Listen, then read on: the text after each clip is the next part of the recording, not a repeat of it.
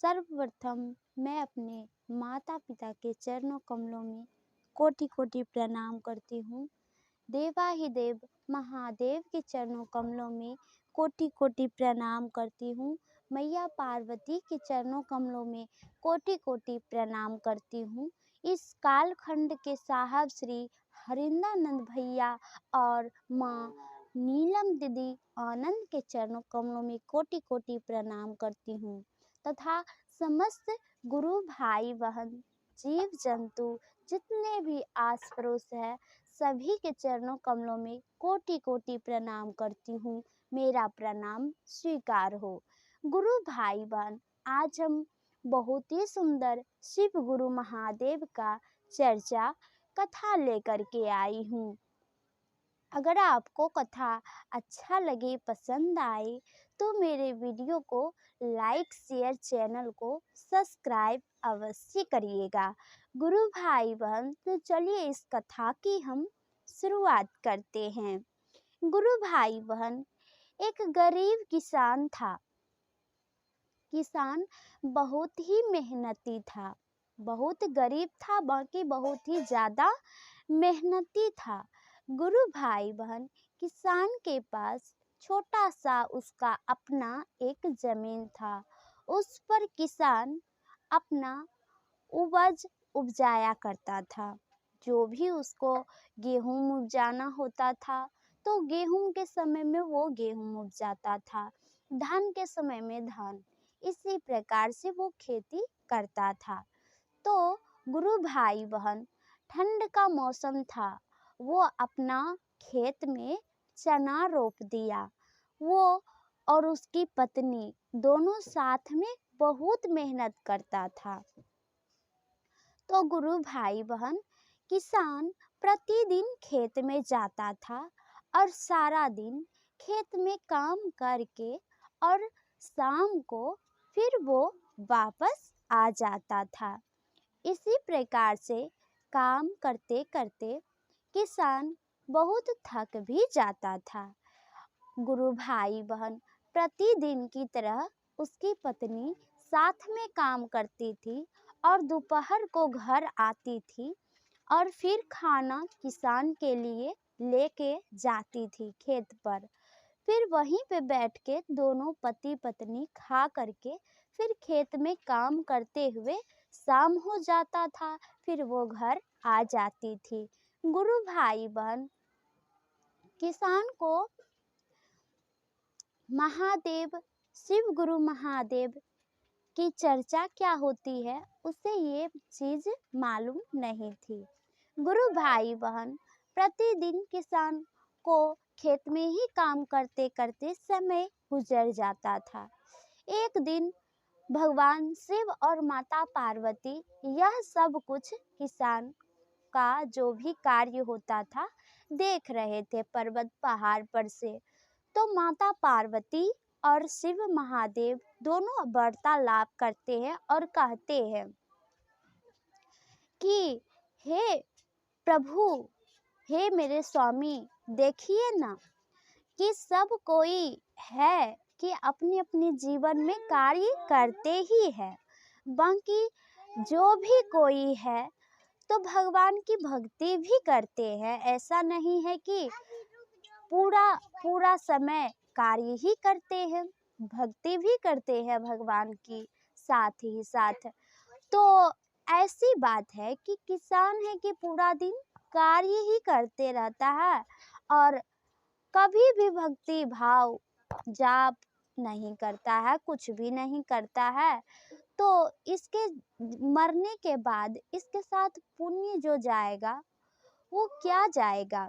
गुरु भाई बहन, तभी गुरु भाई बहन तभी जो है कि माता पार्वती जब बोली भगवान शिव से, तो भगवान शिव कहते हैं कि हे गौड़ा, ऐसी कोई बात नहीं है, ये अज्ञान है हमारी भक्ति से। तो चलो ऐसा करते हैं, इसके जीवन में जाकर के ज्योत जलाते हैं ज्ञान का, जो कि भगवान की भक्ति भी करे। तो चलो चल कर के इसके जीवन में ज्योत जगाते हैं भक्ति भाव का, ताकि ये कर्म के साथ साथ भक्ति भजन भी करे। गुरु भाई बहन, माता पार्वती कहती है, हाँ हाँ, ये सब तो हमारे ही तो बालक हैं, हमें ही तो इसे सही मार्ग देना चाहिए। गुरु भाई बहन, फिर माँ पार्वती भगवान शिव के साथ धरती पर, पृथ्वी पर आई और अपना रूप बदल ली। रूप बदल के एक बुजुर्ग वृद्ध बूढ़ी अम्मा और वृद्ध बाबा बन के भगवान शिव दोनों साथ साथ किसान के खेत पे चले आए। गुरु भाई बहन, जब किसान के खेत पे आए तो दोनों बुजुर्ग व्यक्ति थे और दोनों अड्डा पे बैठ गए। तभी किसान और उसकी पत्नी दोनों खेतों में काम कर रहे थे।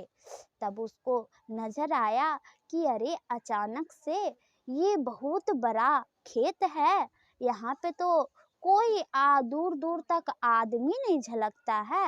ये दोनों वृद्ध बूढ़ा बूढ़ी कहाँ से आ गए? ये तो बहुत ही लग रहे भूखे हैं, दुखी है। गुरु भाई बहन, किसान की पत्नी और किसान मन ही मन सोचते हैं और आपस में वार्तालाप करते हैं। किसान की पत्नी कहती है किसान से कि ए जी, देखिए ना, ये वृद्ध बूढ़ी अम्मा और बाबा कहाँ से आ गए? लगता है शायद इसे भूख लग गया हो, तो चलिए चल कर के इसके साथ बैठ कर के भोजन किया जाए। गुरु भाई बहन, किसान भी बोला, हाँ ठीक बोल रही हो, चलो। गुरु भाई बहन दोनों पति पत्नी अब भगवान शिव माँ पार्वती जो वृद्ध के रूप में थे उसके पास आए और प्रणाम किए और कहते हैं, हे माँ जी, आपको कहीं भूख तो नहीं लग गया? आप कहाँ से आए हैं? लगते हैं कि जैसे बहुत दिन से थके हुए हैं। तो चलिए, कोई बात नहीं, आप आ ही गए हैं तो आज हम बैठ करके साथ में सब मिलके भोजन करते हैं।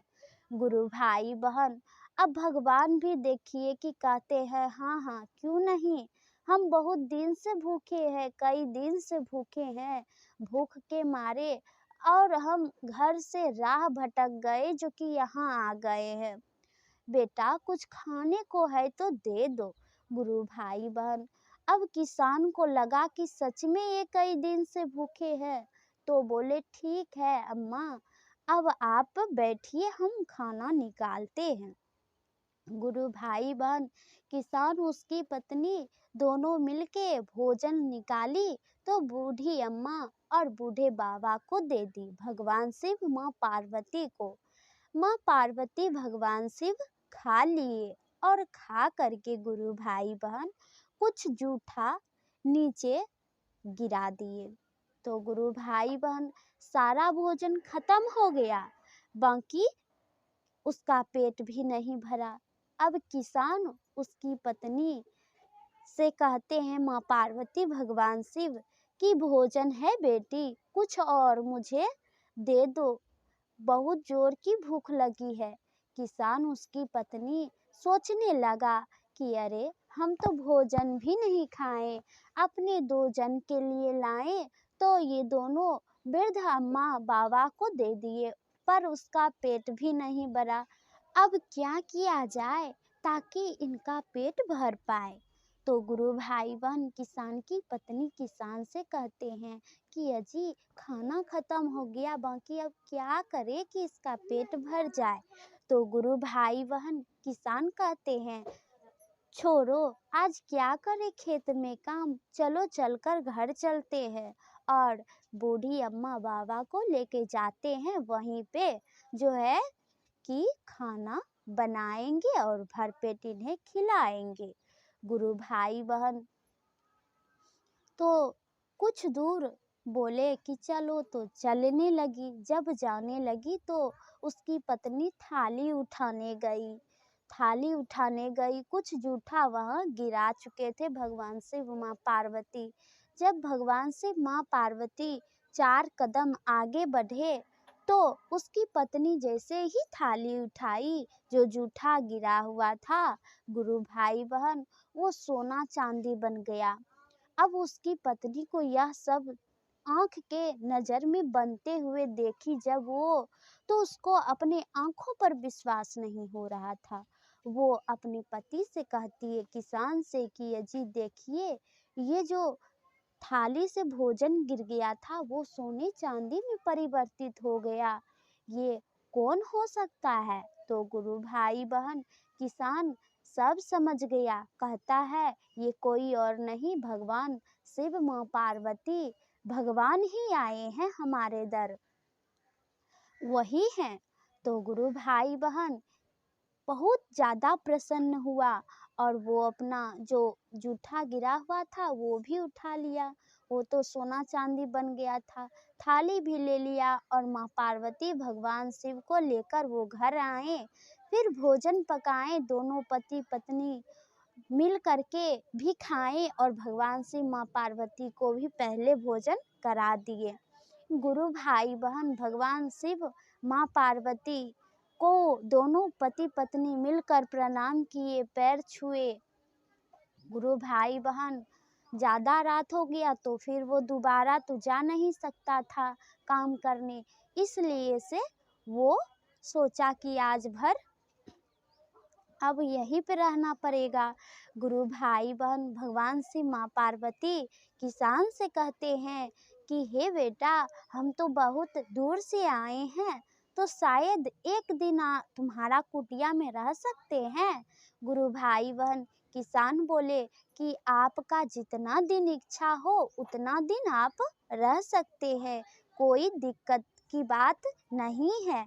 गुरु भाई बहन भगवान शिव माँ पार्वती प्रसन्न हुए, मुस्कुराए, उसके यहाँ भोजन किए तो बहुत ज़्यादा प्रसन्न हुए।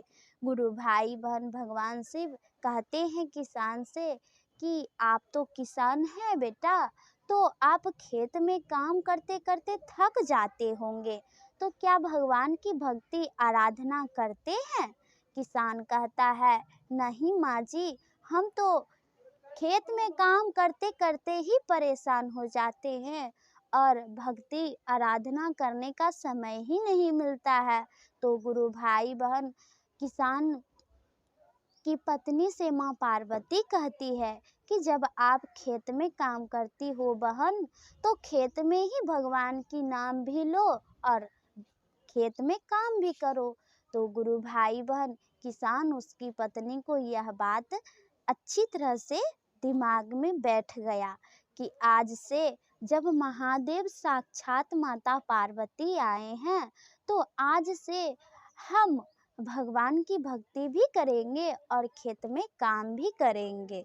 गुरु भाई बहन अब किसान बहुत प्रसन्न हुआ, उसके मन में भगवान की भक्ति भक्ति ही सिर्फ सूझने लगा। गुरु भाई बहन उस दिन से वो नमः शिवाय का जाप करते हुए बिस्तर पे लेट गया। घर में माता पार्वती भगवान शिव के लिए भी वो बिछावन बिछा दिए, वो दोनों भी एक जगह, और किसान उसकी पत्नी भी एक जगह रात को सो गए। जब बिहान हुआ गुरु भाई बहन, तो किसान के घर में अन्न धन से सब कुछ से भर गया, और माँ पार्वती भगवान शिव के साथ अंतर ध्यान हो गई।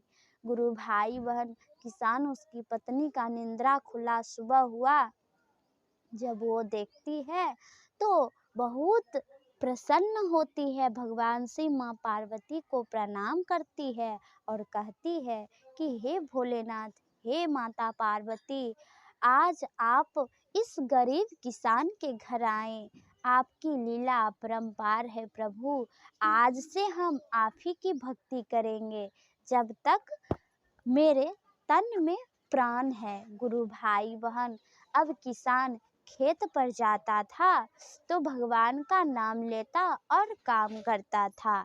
इसी प्रकार से किसान काम करते करते अब वो थकता नहीं था।